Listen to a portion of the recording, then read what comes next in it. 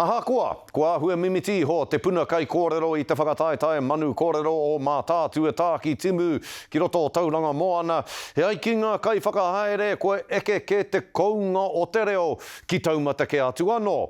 Toko whā ngā whitiki o te ki ka whakakanohi I te rohe ki te whakataetae Manu Kōrero a motu ka tū ki Kaikohe hei te hepetema. Ka mutu, toko toru rātou no Kawerau. Anei ngā kōrero a Mahina Perenara.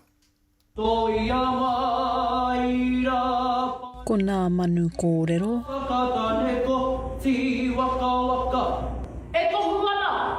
Ngā manu pi koko ki te reo, e pāoro atu nei. E tino whakamiharu atana ki a tātai rangatahi tēnei tau. Te kaumā whitu ngā tuakana, te kaumā iwa ngā taina, o ngā kura mai ngā kuri a whārei ki te hirau. Aha koa te toko iti o ngā tauira kua uru mai I tēnei tau, e ki te atonuti ana te hia kai o te ranatahi ki enei mahi. E ai ki ngā kai whakahaere. I tēnei tau, toko iti ake pia ngā kai kōrero, engari ngā runga pia I ngā kaupapa o te wā. Ko te kapahaka a motu tērā, e kaina mū mai ana ko e tahi atu anō ngā āhuatanga o te wā. Engari e kite ana mātou, kai reira tonu e pīkoko tonu ana a tātou tamariki ki te reo. Engari, ko te mahi nui pia he aki e whakatena tēnā I a rātou kia whakaputa I o rātou anō taera, ka tuana ki te papatū waiwai. Mai rā nō, ko piki nā nama o te rohe o Mātātua ki te kaumārua pia o ngā kai whakataetai o pei te hurinui. He māmāno te whakauru kai kōrero ki te taha ingarihi, me te rāwhiti ihaka I te mea kāre he tene. Engari ko te kaunga ki oku na whakaaro o tō rohe, ko te toko maha kai kōrero, ai roto ia pei te hurinui. I te mea ko taku rongo kōrero ake I etahi atu o ngā rohe o te motu, ko mimiti. Ko tino mimiti, waimaria pēnā ka eke ki te rima, a ngā kai kōrero roto o te pei. Anō reire e hari ko ana.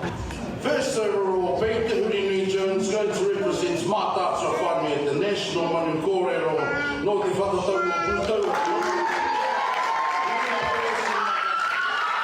Ko te toa o te tohu mo Pei te Hurinui I tēnei tau, ko hinei pare Alson McGarvey no te whatatau o Pūtauaki. Kua nanau ki roto I enei momo mahi mo te toru tau ina enei.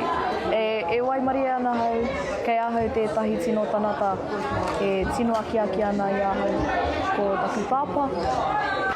Kuri rawa ake ki te wāhana o Korimato, ko Sydney Waiari, I puta ihu no te kura tuarua o Tarawera. I was actually expecting first, but I'm really humble and I really thank the judges. We need a lot of more of our younger ones' voice. You know, I feel like our generation's left out, and I feel like this kaupapa is how we get our voice out there. Ko te toa o te tohu o Tāturikara, ko Kiani Lee, no te kuramana Māori o Whanaprawa.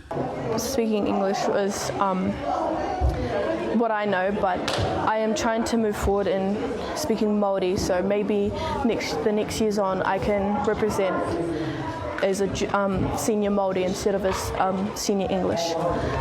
But to represent my school is probably one of the greatest achievements that I'll ever have. Iriro ai I a te aroha Salmon te tohu mo te rāwhiti ihaka, he tauira no te whatatau o Pūtauaki. Sukuna tō reo kia rere, kaua e tatari, kaua e makaraunga. Ko te taumata o ngā kōrero kua ekea. He tino rawe te kaunga o te reo, te taera o ngā tamariki I tēnei tau, a rātou kaupapa kōrero. He maha ngā rangatahi kua whiriwhiri I a rātou anō kaupapa I tēnei tau, nā reira, he rawe te whakarongo atu ki o rātou whakaaro.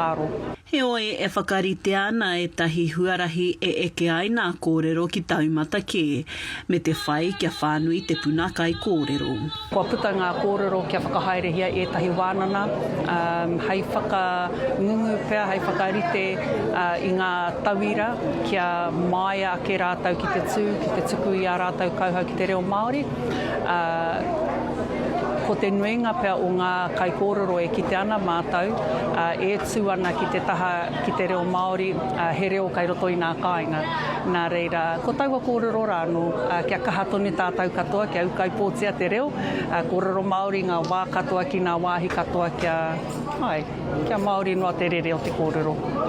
Ko tahi tonu te kōrero whakakipakipa a tēnei taiohi ki te huna e horo kuku ana pia ki te whai i ngā mahi manu kōrero. Pai warea ki tētahi atu, ki ngā whakaaro o tētahi atu, e tino pērā te huna ranatahi ki taku mōhio, e warea mō ngā whakaaro o tētahi atu. Kaua e warea, kare hei cringe ne, kare hei cringe, kaua e warea ki tērā kei te pai, me tū koe mau anō ne. E hoka ana e nei manu kōrero ki rani ke. Mahina Perenara, Pūkāea.